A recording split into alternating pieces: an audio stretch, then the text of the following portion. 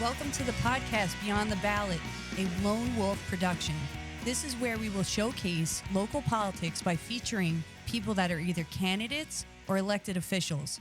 We will discuss important community issues, try to ask some questions that our viewers may have posted, and learn of what their political platforms entails. Today's episode is sponsored by Ray Solano, Chairman and President of Solano Mobility and Accessibility. Solano Mobility and Accessibility specializes in repairs and sales of all types of stair lifts, wheelchair lifts, wheelchair ramps, and more. They have more than 30 years of experience in the industry and service customers throughout the country. Please visit their website at SOLANOMA.com. I want to welcome two of the Somers School Board candidates in number order in which they're listed on the ballot, Michael Ritacco and Jozef Vala. Guys, welcome and thanks for being here. Thank you, Dee. Thanks for having us. The most obvious question to start with is about your personal background. Tell us a little about yourself. How long have you lived in Somers? Do you or have you had any children attend the Somers School District? So, I've been living in Somers for 11 years now. Grew up in Lower Westchester and moved up here. My parents moved to Heritage Hills about 2 years before, and coming up to visit them, I just kind of fell in love with the community. I currently have two girls, one in 5th grade and one in 3rd grade, both in Somers Intermediate School. I'm also a girls football dad, which I'm very proud of, and very excited to, give back in any way I can to this community. What about you, Joseph? I originally grew up in Astoria, Queens, moved up into Hartsdale, and then decided to make Somers my home.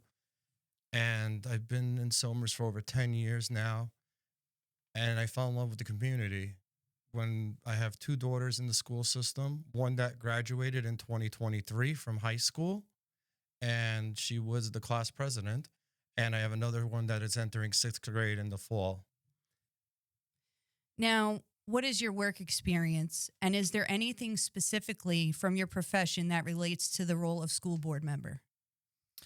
So I've been in education for 20 years now. I started out as a high school math teacher. I was a teacher for 10 years. I did 6 years in the South Bronx and another 4 years in East Harlem. From there, trying to make a bigger impact on education and just to support more students, I moved into administration and I transferred into Westchester. I got a job in Portchester Schools where I started as the supervisor of math and science for the district. As part of that role, I was a professional developer, led curriculum initiatives and, these large scale improvements to the school district. I transitioned from that to an assistant principal because I wanted a little more boots on the ground and kind of the hands-on experience with kids from the administrative perspective. And it was something I really missed from being a teacher going to an administrator. The last 4 years, I've been the director of technology for Portchester as well, which gave me a very different outlook on schools. It really put me much more into the systems and the infrastructure side, which really gave me a strong perspective of how school districts are actually run and how does that align with the curriculum instruction side. So to directly answer your question, pretty much my entire background is aligned with being a school board member. So my background's a little bit different. I started out in pharmaceutical sales, have been in sales for almost 30 years in a variety of roles, from management to leadership to mentoring to direct sales to just about everything over 30 years. So what my experience has taught me is that you got to look at the data. You have to figure out where you're going to spend your time, how are you going to utilize it wisely, and what is the key in order to generate new revenue growth and streams, in order to fund, in order to support our children. So my background in sales, in marketing, in leadership gives me that ability to do so. So, what has served as your motivation to rise to the occasion and pursue candidacy for school board member? So, my motivation really starts with my passion for education. It is something I am deeply interested about. Beyond just the classroom and the curriculum instruction piece, I have very vested interest in policy, and my different roles have allowed me to kind of get this 10,000-foot view. So, where most people probably wouldn't find this interesting, I generally enjoy in having educational conversations about education, whether it's down to how to help a student read or policy decisions coming from the federal government. It is something I'm very passionate about. I've always tried to support educators on the Board of Education that I think could bring improvements to a school district. But after years of seeing critical decisions that are sometimes not made by people who understand how to run school districts, it kind of gave me this realization that maybe it was time for me to step up to this. Maybe I might be the best candidate to do this. It really feels to me very similar to how a parent wants to volunteer for their child's sports team and coach or Now, give back in that way. now, this is a volunteer position, right? This is a completely volunteer Yes. position. Yes. So that's why I'm kind of connecting that analogy, because a parent does that because not only do they want to help the team and they want to help their child and they want to give them the best sports experience possible, it is also something that they're deeply passionate about. And for me, this is kind of the exact same thing. I have a passion for education and I feel like I have a lot to bring to the table. So I think it's a responsibility. Like many in our community, I feel like we're not heard enough. And whenever we try to go up against the board and bring up new issues in areas where we can have an impact, um, we're just not listened to. And I hear a lot of families come to me and that they say to me, you know, nobody's listening to us. And that's where I stand out. That's the reason that I want to serve, because I want those families that aren't being heard made sure that they are being heard in the school board, and especially on like common sense issues. I think that we've just moved so far away from it that parents feel like they're just left out of the loop. So that brings me to a question. Do you feel like in more recent times, people are they're listening and they're paying attention more to school board meetings or elections in more recent times? I feel like that throughout the year before the school board election, you don't have too many parents showing up to school board events or meetings unless there's some type of event going on or some type of social justice issue. And then you'll start to see parents on both sides show up. But, then there's like the common sense stuff that, for example, like opting out of regionalization, that's something that I'm still trying to figure out why Somers hasn't opted out of regionalization. And when I bring it up to people, they don't even know that we haven't opted out of regionalization. Um, just to kind of piggyback on what Joseph's saying a lot, I think a lot of parents deeply care for a school system and they want their child to have the best educational experience possible. But I do think a lot more parents are more vested now. And I think it's a lot of frustration. And I mean that in a sense of parents want to know that what's happening with their child is the best thing possible for that child. And for parents to be coming out more vested in terms of showing up at meetings about things that they're not happy about.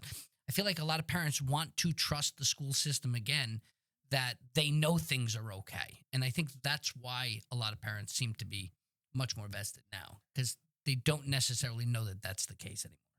I also want to plug this in too. Like, I also feel like that we just need to get back to like the basics and like stronger academics for our children, because that's something that concerns me when I look at our school ranking. I can't figure out like how we're spending so much per student, but yet the results are just not adding up. It's not making sense. Right.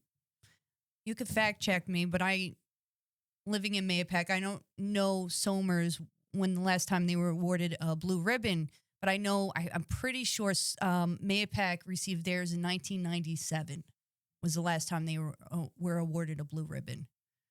So I would have to look it up, but none that I'm aware of. As far as I know, there is no blue ribbon program in Somers, but I could look that up as well. So like you said, getting back to the basics. So in your campaign, what are your main areas of focus, and what do you see as being critical to having a successful term? I think there's a lot of areas I'd like to see continued growth in. But I think for the sake of the show, I'll try and narrow it down. I think the two biggest ones that jump out to me, one is Joseph kind of hit on it a little bit before, is the academic excellence piece. The other one that's kind of hit home a little more recently is bullying, to be honest. I did an op-ed piece for the Somers Record recently because I was noticing a lot of posts on Facebook from Somers parents who were deeply concerned with the bullying around their children. So I wrote an op-ed piece focusing on really this has no place in our schools. You know, children should never be afraid to go to school. And not that times were better back then, but at least bullying ended at the end of the day. Now it's cyberbullying. It's a 24-hour thing, and there's no reprieve for a child. And so it really got me thinking around what could I do if I was on the Board of Education to try and, combat this. And I think it kind of boiled down to like three different things. The first one being zero tolerance, which is often said, but it's often words on a piece of paper. Zero tolerance should mean exactly that. There is no tolerance. This does not belong in our schools, and it will be enforced consistently across all schools. It's not appropriate. Kids should feel safe to go to school. The second piece of this is really looking at our policies, looking at our anti-bullying policy, looking at our technology policy and user agreements to make sure that they fit this way that we feel around bullying and treating students. And the third piece I think is probably most important today is the digital citizenship piece, especially at the younger grades, really teaching students explicitly how you should act online, how you should behave online, how do you protect yourself online.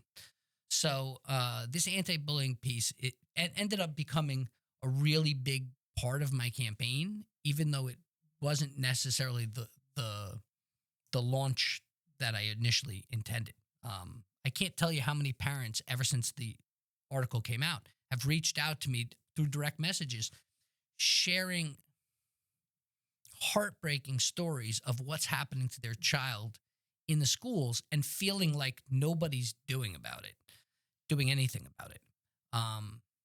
Feeling like the system is designed to protect the bullies instead of the victims, So that's one really big piece I want to focus on if I get on the Board of Ed. And the other one, as I said, and Joseph mentioned before, is the academic excellence. I'm somebody who's always going to look in the mirror. I'm always going to reflect on our progress. I'm going to do that every day. If we're good, I want to be great. If we're great, I want to be amazing. We should always be, yes, celebrating the things we do well, but we should also always be looking at how we can improve. I think I would do that in a lot of ways. One is, as I said, it's around the curriculum and instruction. I give Somers a lot of credit around the science of reading, launching that curriculum. I think it's a really strong way to teach kids how to read. It's backed by research. But in a lot of ways, it also kind of brings you back. If you look at it, a lot of it is very similar to the way we learned to read. It's a lot of ways it's back to the basics. I think looking at other curriculums in that way would make a lot of sense too. A lot of us were frustrated when Common Core came out, and a lot of us was using those exact words, back to the basics, right? Focusing more on fluency and foundational skills so that students aren't struggling when they're trying to build this conceptual understanding, which is, yes, important, but you need to focus. So I think the curriculum piece and a curriculum audit would be really important. I think selfishly, from my technology perspective, I'd like to see more tech and STEM, especially in the younger grades. In Portchester, 4 years ago, I brought in a tech and enrichment program. Every single student, kindergarten through fifth grade, has technology as a special, just like they would art or music. They're learning, well, some of the things I talked about before, digital citizenship and how to keep yourself safe online. They're also learning coding, robotics, engineering design process. Every week, every student in the entire school districts. I think something like that would serve our students really well for building skills for the future. And I'd also like to expand on the other end, some of our higher end secondary academics. We focus a lot on AP and IB and these higher level courses. I'd love to expand around some career and technical experiences for students. If you talk to any kind of labor expert, some of the greatest jobs that a person can have right now is civil service. Years ago, a lot of us got into civil service because it was good job protection and great benefits, but you didn't get to pay. Civil servants get paid now. Most of them are starting $100,000 or there very quickly, plus all of these great benefits, great pension. You can retire, job security, focusing on those kind of things. I started a program 2 years ago in Portchester, going on my third year, student internships. They're actually paid student internships for technology. They work for Portchester schools. We pay the students. And they learn networking. They learn infrastructure. They learn how to fix computers. And I get probably about 24 kids every summer. They get paid as a summer job working in technology. And they're pairing it with taking their computer science and cybersecurity courses. And they're walking away from high school with industry level certifications right out the door. And I think more of this, would reach more students to build technical skills for a future career. And I think that's our responsibility as a school district to do. Oh, you touched on almost all of my points. Great job. Sorry. No, it's fine. So I'm focused right now on family values, bringing it back home, common sense, parental oversight, parental control. I'm also looking at transparency, but Mike touched on something that's really near and dear to me. It's zero tolerance toward bullying, but not just bullying, because anti-Semitism. I'm hearing more of anti-Semitism going on, and kids are being called names they shouldn't be called in the fifth grade. I mean, it's ridiculous, and we need to go back to the basics and, have a zero tolerance policy toward this. I mean, looking at the board, looking at the budget, I would love to see a forensic audit done to see where exactly all the money is going, where we can save, and where we can reinvest that money back into the school system to ensure our kids have a better future. And it's going to help both the taxpayers, it's going to help both the parents, but we need to get on that board in order to make these changes happen. Yeah, I think that's the number one thing I've been hearing about, transparency between the board and the parents. I just want to take a quick moment just to mention and kindly thank the sponsor of today's episode, Solano Mobility and Accessibility. Look no further. Solano Mobility and Accessibility can fulfill at your stairlift needs. They provide exceptional service and high-quality products. Visit the website at solanoma.com.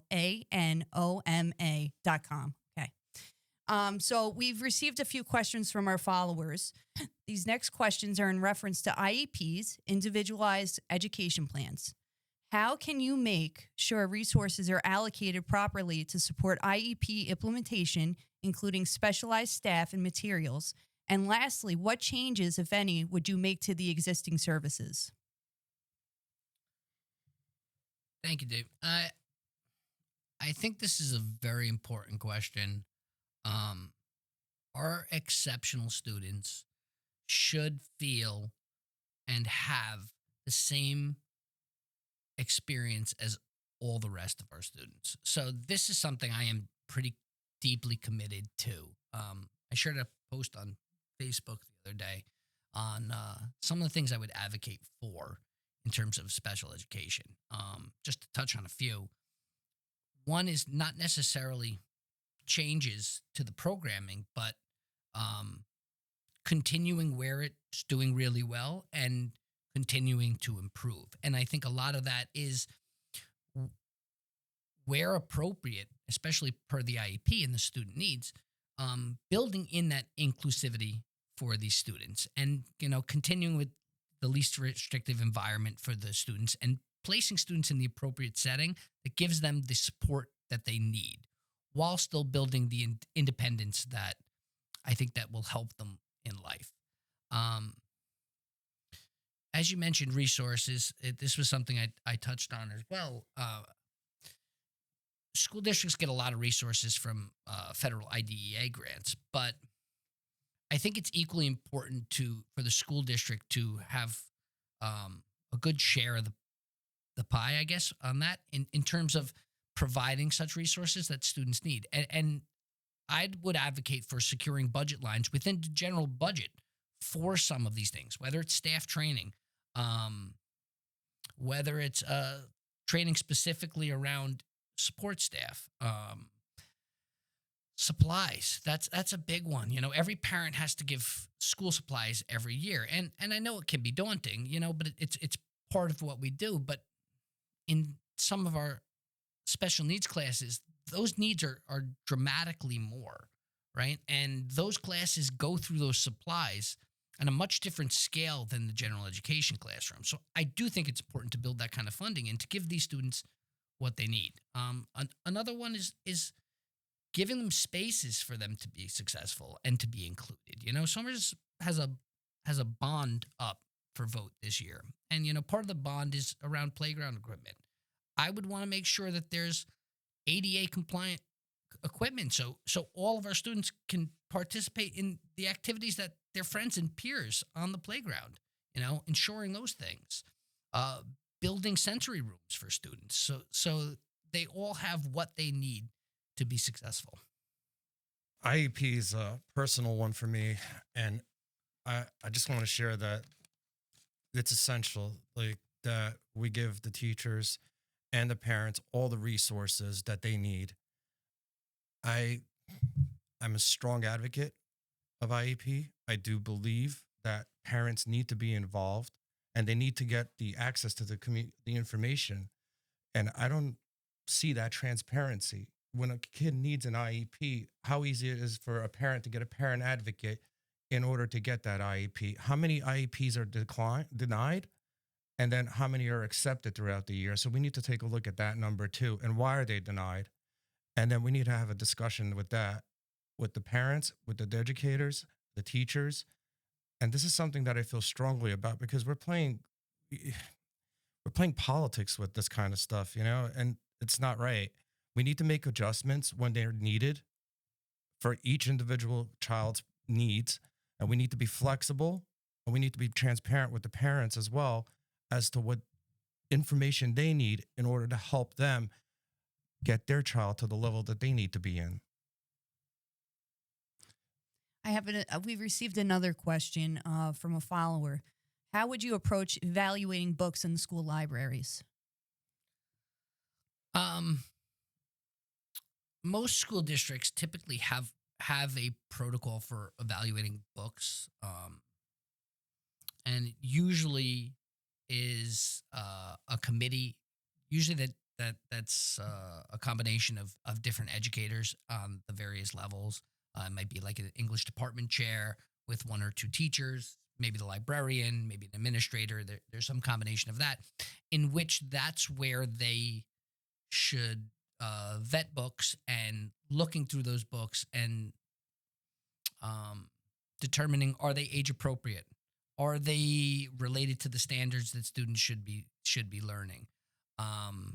Are they something that would fit community appeal, right? Within our community, do they fit into our community values, right? So these are some of the conversations that these committees would be taking part in. From there, what I think is really important is school districts should have, and this should be going back to the transparency piece. This should be a transparent and clear criteria for the evaluation, right? The community should understand what this committee is using to evaluate whether a book is appropriate, should be taught, should be in the library, along those lines, right? And I spoke to some of them before: age appropriateness, educational value, what are the curriculum goals, are they aligned? But I think what's equally important in terms of the selection of the book process would be the review process, right? There should be a formal review process in place where if a parent or a teacher or whoever wanted to review a specific book because they didn't feel like it aligned with that, there should be a transparent process for that to exist. And that process should have a different group of people who aren't on the original committee, right? So maybe in this case now you have a different administrator, or if there was an administrator in the first one, maybe you have a parent, you have a student, you have some different voice along with other teachers who weren't on the original recommending committee, you know? So I think having those two kind of checks and balances kind of helps keep books where they're appropriate and where they're needed, and then they align with the educational value of both the schools and the community. Do you think that schools in general have encroached on parental rights? Either whoever wants to take that question. Oh, I do, of course. Yeah. You think definitely? I do believe they have, actually. And I think that comes down with regionalization, with how our money is being spent. I mean, a lot of programs also, maybe the K through 12 program, what's going through law about teaching sexual education to the kindergarteners. I think that's something that if we have the option to opt out, I'd like to see us be able to opt out of it. There's going back to the libraries. Look, it really isn't about censorship. It's really just placing the right books for the right age children in order for them to learn. It's about expanding their minds. It's not about taking away. You want them to develop. You want them to learn. You want them to be able to read, and books that they enjoy reading. But we just can't expose them to materials that are sexually explicit. And I feel strongly about that.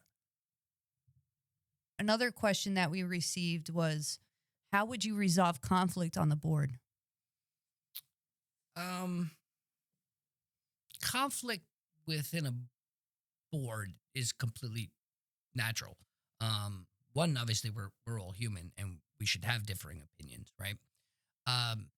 Two, I think a strong board is a representation of the community in which they serve, right? So by nature, if we have a varied amount of people and views with different backgrounds, different experiences, different ideals, which represent the community in which we're serving, there should be conflict, right?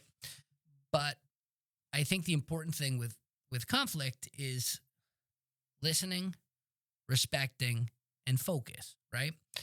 A lot of conflict often comes from people just want to be listened to, right? So that resolves a lot of conflict right there. It's just the act of listening.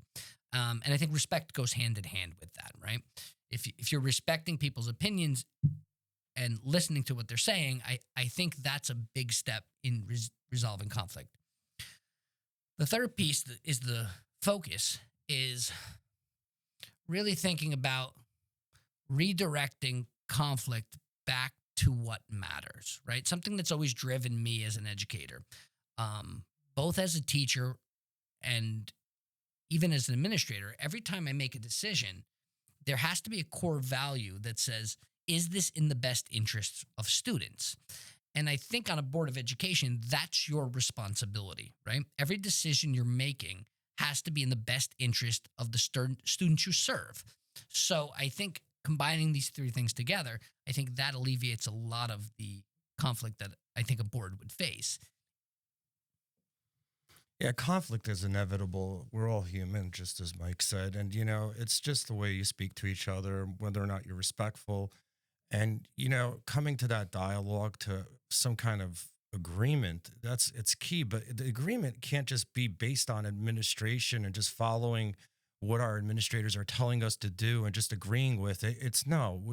There is going to be conflict, but we need to dig deeper And we need to challenge some of the cultural norms sometimes. I mean, we might have to like actually say no to some policies that we don't agree, that don't reflect the community or the families that we're representing on the board. So, yeah, I mean, there are going to be times that we have to stand up and we're going to have to push back against administration. There's times that we're all going to have to agree on something like that, but putting us on the board and voting us in is key to the first step of that. And finally, as a last plug, why should they vote for you? So, why vote for me? I think experience matters. Um, as I touched on in the last question, a board of education should reflect the community in which it serves, right? There should be different viewpoints. There should also be different skill sets. There should be different experiences, life experiences, backgrounds. You know, it's important that we have a different set of experience and skill sets on the Board of Education. That being said, the plug is what's missing right now is there's no one on the Board of Education who knows how to run a school system, you know. So what are they doing? Except me, sorry. Education's this kind of weird industry where people have a stronger opinion on education often because they have a reference point in education, right? Where they might not have a reference point in other industries. So what I mean by that is everybody went to school for a long period of time, right? And even just the sheer number of people who work in schools, right? There's a large part, if not all of society has this reference point. Meanwhile, in business and sales, I have no reference point, right? So people have a stronger opinion in this. And I don't mean this as a dig against anybody who either works in education in this industry or went to school, but it's a very different skill set to understand what a school is and what a classroom is versus how to run a school district, right? That's a very different knowledge base and it's a very different skill set. Teachers are wonderful at teaching kids to learn how to read and to do math and to do, science experiments. Administrators know how to run schools, right? And it's a very different skill set. To reference my point before about different industries, like I've had surgery on my knee. I can't now perform the surgery, right? Let alone run a hospital, right?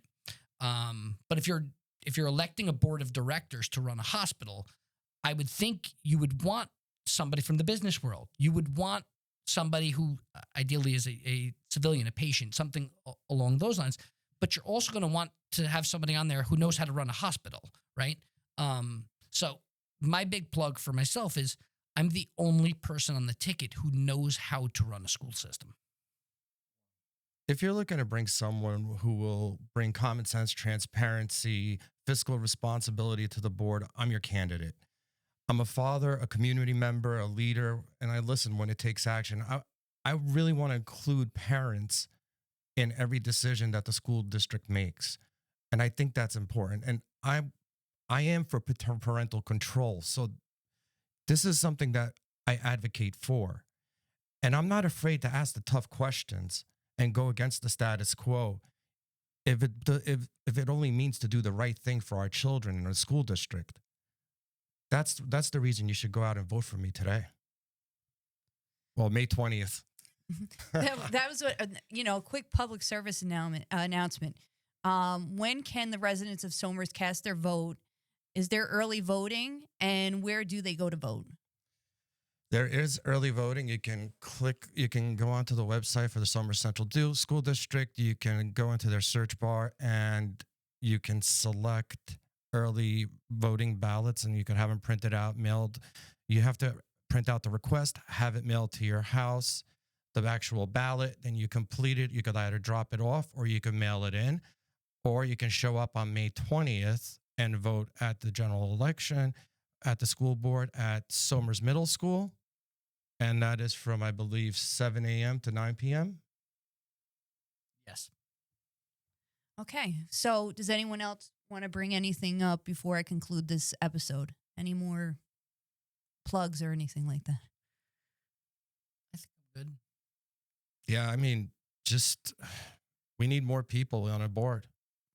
But We need more people on the board that have different backgrounds, that have jobs, that work every day, that have kids in the school district that are going to fight for other parents and for taxpayers in the Somers Central 2 school district. Right.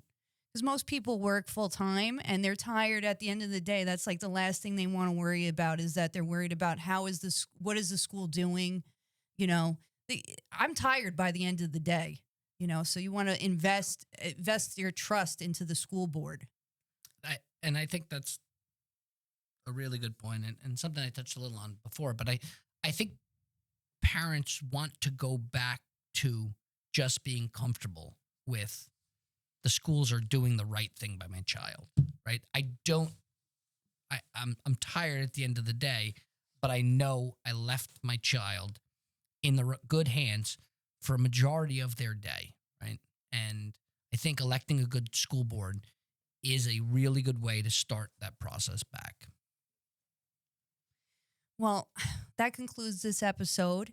Thank you guys for being on the show. Thank you for having us. Thank This you. was great. And I wish you tremendous luck, both of you. Thank you so much, Dean. Thank you. If anyone, a small business owner or individual would be interested in sponsoring future episodes, please contact us for details. All right, thank you for watching the podcast Beyond the Ballot. Like, subscribe, leave us your comments or any questions you might have for our future guests.